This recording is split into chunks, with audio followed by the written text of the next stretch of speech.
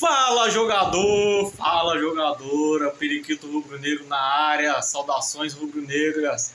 Isso aqui é Flamengo.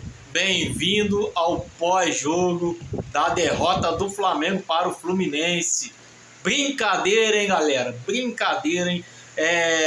Esperei um pouco, né, para deixar o lado torcedor não pode florescer nesse momento.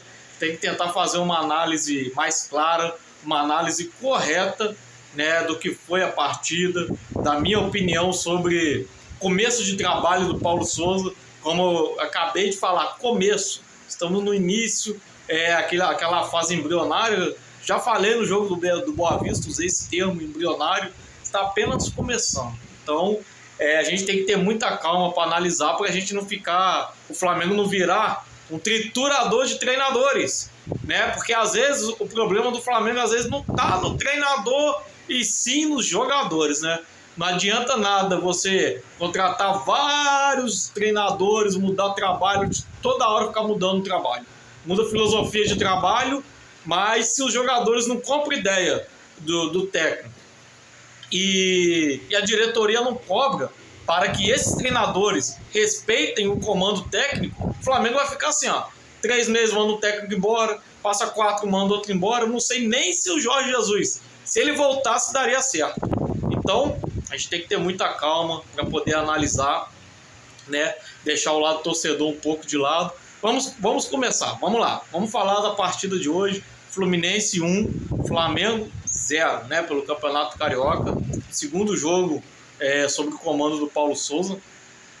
Vamos começar pela escalação. A galera ficou meio assim bolado, pensando, rapaz, essa escalação, periquito. 3 zagueiros, né?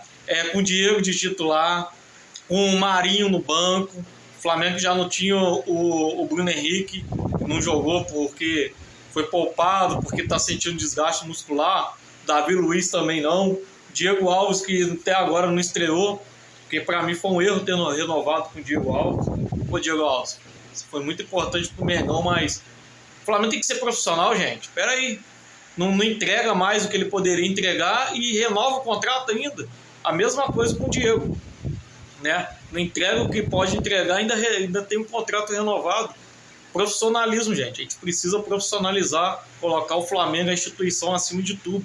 O Flamengo vem primeiro, jogadores vêm depois, beleza? Então, voltando ao raciocínio. Eu acho, galera, que, tipo assim, a gente tem que ter muita calma para analisar essa questão da escalação. O que eu imaginei na hora, eu até falei em um grupo de WhatsApp que eu participo. Com certeza, o que foi analisado hoje, o grupo do Flamengo não está homogêneo, tanto taticamente como tecnicamente e principalmente fisicamente. Então, foi feita uma mescla, né? Com certeza a fisiologia apresentou à comissão técnica os jogadores que estariam mais inteiros nessa parte, né? As 3 partes, tática, física e técnica, para poder começar a partida de hoje. Então eu acho que a escalação se baseou muito em que o Flamengo tinha o melhor, os jogadores que estavam mais em condições para essa partida, beleza? E a gente tem que ter cuidado para analisar o trabalho do Paulo Souza, porque, igual eu falei, é um trabalho que está no início, tem muita coisa para acontecer, né? Tem muita coisa para acontecer nesse trabalho. Eu acho que ele errou na questão hoje. Arão, por exemplo. O Arão hoje jogou muito mal, jogou muito abaixo. O Arão vinha sendo driblado muito facilmente. O Arrascaeta, por exemplo. O Arrascaeta não fez uma boa partida. Então a gente tem que começar também a não querer cobrar apenas do treinador, mas também dos jogadores, né? Um Arrascaeta, quando não joga bem, é craque de bola, tem que ser falado. A gente não pode passar pano. O Arão, a última vez que o Arão jogou bola que eu me lembre, na posição de volante, que com o Rogério Ceni jogou, fez ótimas partidas como zagueiro, apesar de não ser a função dele, foi com o Jorge Jesus, porque o Arão ele tem um problema crônico. O Arão ele desliga. O Arão ele tá aqui ligado na partida, de repente, cadê o Arão? O Arão começa a viajar, começa a dormir, facilmente driblado, facilmente perdendo as divididas, tomou uma caneta linda do lateral esquerdo do Fluminense, ex-Sheriff, né? Aquele time que ganhou do Real Madrid pela Champions, né? O Arão desliga. O Andréas, quero falar do Andréas. O Braz e o Spindle estão lá na Europa. Parece que o Manchester deu um sinal verde, um sinal positivo para a gente fechar essa contratação. Mas pagar pelo que a gente vai pagar pelo Andreas Pereira não vale. Eu acho que não vale. Mais de 50 milhões de reais. É um jogador que não decide. É um jogador que não faz grandes coisas pelo Flamengo, né? Nessa análise eu quero que vocês esqueçam a questão que ele entregou a paçoca contra o Palmeiras, esqueçam, né? E o Flamengo, eu acho que ele precisa de ter posições mais carentes. Por exemplo, hoje o Hugo, ele falhou, é um goleiro jovem que vai pegar ainda rodagem, né? Já cometeu algumas falhas, se envolveu em algumas polêmicas extra-campo, atrapalhou demais ele, se envolveu em questões dentro do campo também, aquela falha contra o São Paulo naquele jogo da Copa do Brasil, pois ele falha novamente naquele jogo que o Flamengo foi campeão brasileiro contra o São Paulo no Morumbi e voltou mais inteiro. Mas o Diego Alves, a gente nunca sabe quando pode contar. Quando que a gente vai contar com o Diego Alves, a gente nunca sabe. Diego Alves vive se machucando, está em declínio físico, declínio técnico, por isso que eu acho que foi um erro a renovação com ele. Aí sobre o Matheus Cunha, então, o Flamengo está aí também perto de fechar com o Cebolinha, é o que eu tenho lido por aí. Eu fiz uma conta aqui rapidinho, o Flamengo, com esses dois jogadores, sei que não deve ser à vista, o Flamengo vai gastar algo em torno de 150 milhões de reais com dois jogadores. Beleza. O Cebolinha, vamos analisar o Cebolinha. O Cebolinha, quando sai do Grêmio, na minha opinião, quando ele sai do Grêmio para ir para o Benfica, já não estava jogando aquele futebol, né, vistoso de 2019, que ele jogou, fez a Libertadores, até o Grêmio ser eliminado pelo Flamengo Jorge Jesus. Aquela Copa América que ele fez naquele ano também, que ele foi destaque, né? Quando o Benfica vem contratar o Poçante, Cebolinha já não era mais esse jogador. Então, para pagar esse valor no Cebolinha, sendo que no elenco eu acho que tem posições que precisam de mais atenção, como lateral direito. O Rodinei, para mim, não era mais para estar no Flamengo. Assim como o René também não era mais para estar no Flamengo. Eles destoam tecnicamente do restante do time. Entendeu? Então o Flamengo deveria tentar contratar um lateral direito com nome. Assim como também eu acho que deveria contratar um lateral esquerdo de nome, que tenha peso, que chegue e seja titular e resolva o problema do Flamengo. Felipe Luiz, gosto muito do Felipe Luiz, mas não dá. O Felipe Luiz já está com idade avançada e não aguenta mais ficar correndo atrás de jogador de velocidade. Quando ele pega no mano a mano, não dá, né? Não dá.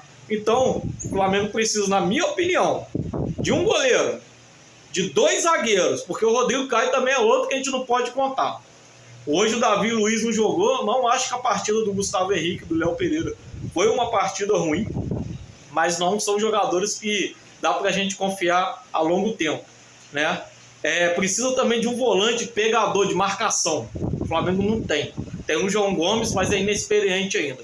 Então, se o Flamengo quer conquistar coisas grandes esse ano, ele tem que pensar em reforçar o elenco, até porque, galera, eu já trouxe um vídeo aqui, que o Flamengo pode ficar desfalcado durante 7 jogos seguidos no Campeonato Brasileiro. Isso é coisa pra caramba. 7 vezes 3 são 21 pontos. Então, 21 pontos na tabela do Campeonato Brasileiro, que é disputado, se o Flamengo perde, é adeus o título, entendeu? Então, a gente vai contratar 2 jogadores. A renovação do Andrés, que fez o contrato de empréstimo no meio do ano, e tentar contratar o Cebolinha definitivo por esses valores, sendo que no elenco precisa de reforços, né, em posições que estão, na minha opinião, estão carentes. Então, eu na minha opinião, posso queimar minha língua, vai ficar gravado aqui. Eu acho errado da parte do Flamengo. Tem que olhar para as carências do elenco. Sobre a partida, galera, eu não vou desmerecer nunca a vitória do adversário, né? Porque dentro da limitação que o Fluminense tem em relação ao Flamengo, tecnicamente, eles estão compensando taticamente com raça. O Flamengo, quando está chegando nos jogos contra o Fluminense, é o terceiro jogo, né, que o Flamengo perde de maneira seguida para o Fluminense. O Flamengo está jogando acomodado, o Flamengo não está dando raça. O Flamengo não está tendo raça, amor e paixão, como diz a música, né? mas o Fluminense está se entregando. Hoje o Felipe Melo, ele incorporou essa situação toda nesse jogo e se entregou. O Flamengo não vem se entregando, então o Flamengo tem que se entregar, tem que passar a se entregar mais, porque tecnicamente o Flamengo é superior a qualquer time do campeonato estadual, né, do campeonato carioca. Mas se não se entregar taticamente, fisicamente para as partidas, vai ficar difícil. Claro que hoje é apenas um começo de trabalho, né? Acho que não é nem tão céu nem tão inferno. Então a gente tem que ter a cabeça no lugar. Beleza, galera? Deixando esse recado aí rapidinho. Não gravei uns vídeos esses dias aí, tava com alguns problemas pessoais. Nada que eu vou explanar aqui, né? Só peço que vocês deixem o like de vocês. Se inscrevam no nosso canal, estamos com 160 inscritos, nos ajude a chegar a 200 inscritos, né? E é isso daí, compartilhe o nosso vídeo em todas as plataformas, nos seus grupos de WhatsApp, no Facebook, no Instagram, faça que esse vídeo viralize, beleza, galera? Saudações rubro-negras, isso aqui é Flamengo!